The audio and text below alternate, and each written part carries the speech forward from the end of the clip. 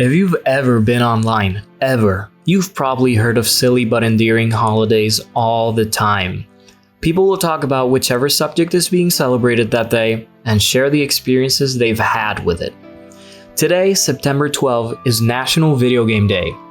Or maybe it's July 8th. I'll link an article below that clears up any confusion, but long story short, both days are viewed as the same thing. So regardless, if you're watching on either day, it's a day to celebrate.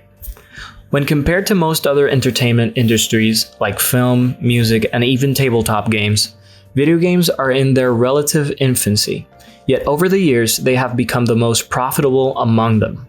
That said, there is still a little stigma surrounding games, and many people associate them with players who get mad and yell at their screens, or those who completely neglect their real-life obligations. There are also people who would like to know more about them, but don't really know where to start, or they're afraid their inexperience won't let them have fun. I know it might seem silly trying to justify a multi-billion-dollar industry, but there is so much to love and so much to do within it, and I'd love to share it with someone who is willing to try and see video games in a new light. And if you're already into video games, then maybe this will remind you what's so great about them. I'm going to list 4 details that will hopefully cast aside any doubts you may have as to why you should totally celebrate Video Game Day. Video games are all about how they make you feel. You are granted freedom in a world entirely different from ours, where laws of physics are changed to better please you as the player, and your goals are often much more exciting than regular everyday life. Good video games reward goal completion and general tasks, making many actions that much more satisfying. They are designed in a way that makes the main objective of the game an action that you would actively want to do. Whether it be shooting stuff, jumping from place to place, completing puzzles, or even tasks similar to common life like fishing and gardening. Because of this, the medium is unlike any other since you are in full control of the actions you want to take, and that makes the result much more impactful. Playing with someone. Playing a game is often a unique and sometimes personal experience, and being able to share that with someone else is one of the greatest pleasures of the medium. It could be as simple as talking to someone else about a game you're playing, or sharing it online with others. Multiplayer is also great because you get to actively engage with another person in a virtual space, often doing things radically different from how you would act in real life. You can also decide on whether to help each other in cooperative game modes or go against each other in competitive focused matches. When you're stuck at home or want to change your usual social interactions a bit, grabbing a few buddies to play some games is never a bad idea. Story and music. You might think it's weird for me to group these two things together, but I would argue that they are both elements that are easily accessible to people who haven't played much in their lives. When asked about if video games can be considered art, Hideo Kojima, a prolific game director, said, "There are many museums dedicated to technology, artistic endeavors, music, and that sort of thing." From that perspective, I think games really do have a place as a kind of collaborative art or a synthesis of all these various aspects into a whole, and that, in itself, can be perceived as art.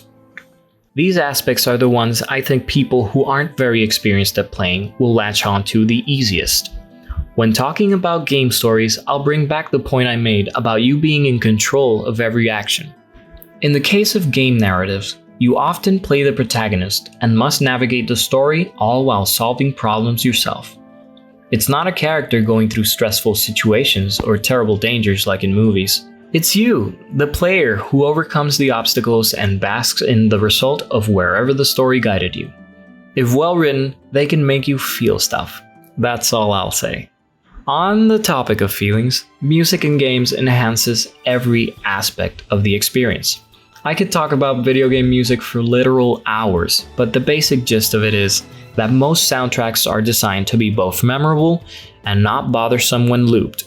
Having a track that doesn't feel annoying when repeated multiple times is a feat all on its own, yet music composers deliver even more than that. Music is a quick and easy way to let the players know the style that the game is going for. I'm gonna link some playlists down in the description for some good game soundtracks to listen to while you're studying or doing whatever. The internet is a great resource for being able to enjoy these if you're unsure whether you want to try a game out for yourself. And finally, games are fun. This one goes without saying, games are just fun. The main goal of game developers is to make an entertaining experience for people to enjoy and spend their time playing. They also provide a buttload of variety of genres from action-adventure to horror, strategy, and so much more.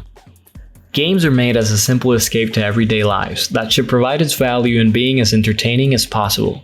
They are not meant to replace everyday duties or to get you angry at the world, but instead to challenge you in a safe space where your accomplishments can still feel well earned. I hope after this you won't be afraid to try out games by yourself or if a buddy invites you to play something. Also, don't be afraid to play trendy games. Many of them are a blast, which is exactly why they trend in the first place. So thank you guys for watching till the very end. Hopefully this helped you appreciate games a little bit more. Let me know what your favorite games are if you have some. And I guess I'll see you next time.